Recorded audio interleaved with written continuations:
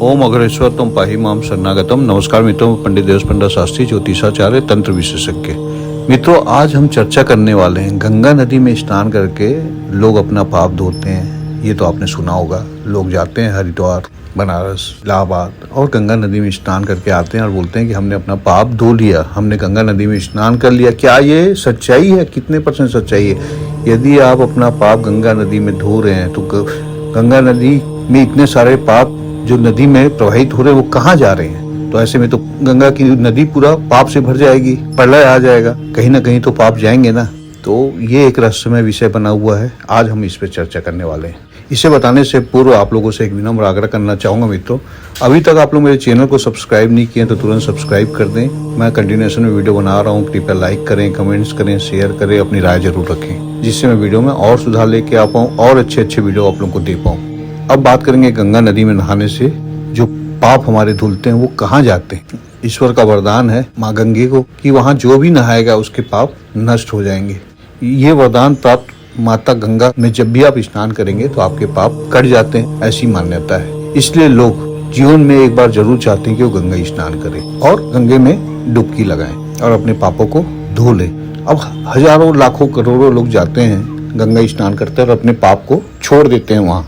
तो वो पाप कहाँ जाते हैं? एक बार एक ऋषि मुनि इसी विषय में काफी सोचते हैं कि भाई सभी कोई यहाँ स्नान करने आते हैं, माता गंगा के पानी में स्नान करते हैं, अपने पाप यहीं त्याग करके चले जाते हैं, तो पाप आखिर जाते कहाँ हैं? उनको बड़ा रहस्यमय लगा। वो इस बात को पता करना शुरू कर दिए।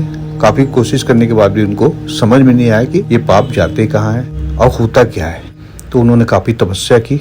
तपस्या करने के बाद जब ईश्वर उनके समक्ष प्रस्तुत हुए, बोले बेटा वरदान मांगो, तो उन्होंने कहा कि मेरा एक क्वेश्चन है प्रभु, मैं ये जानना चाहता हूँ कि लाखों करोड़ों अरबों लोग जो आते हैं गंगा नदी में स्नान करते हैं, अपना पाप धोते हैं, वो पाप जाता कहाँ है? तो बोले ये बहुत बड़ा क्वेश्चन नहीं है, अपन माँ गंगे से पूछते हैं, वो बता देंगी।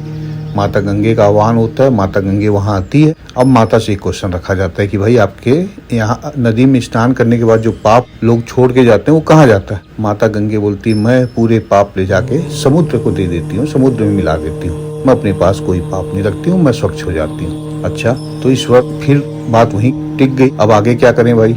समुद्र देवता को बुलाया गया। समुद्र देवता से पूछा गया भाई माता गंगे आपको पाप देती है, आप उसको क्या करते हो ये बताओ। ये ऋषि को जानना है, इनके मन में जिज्ञासा है, इन्होंने काफी घोर तपस्या की है, तो अब आप बताइए आप पाप को क्या करते हो।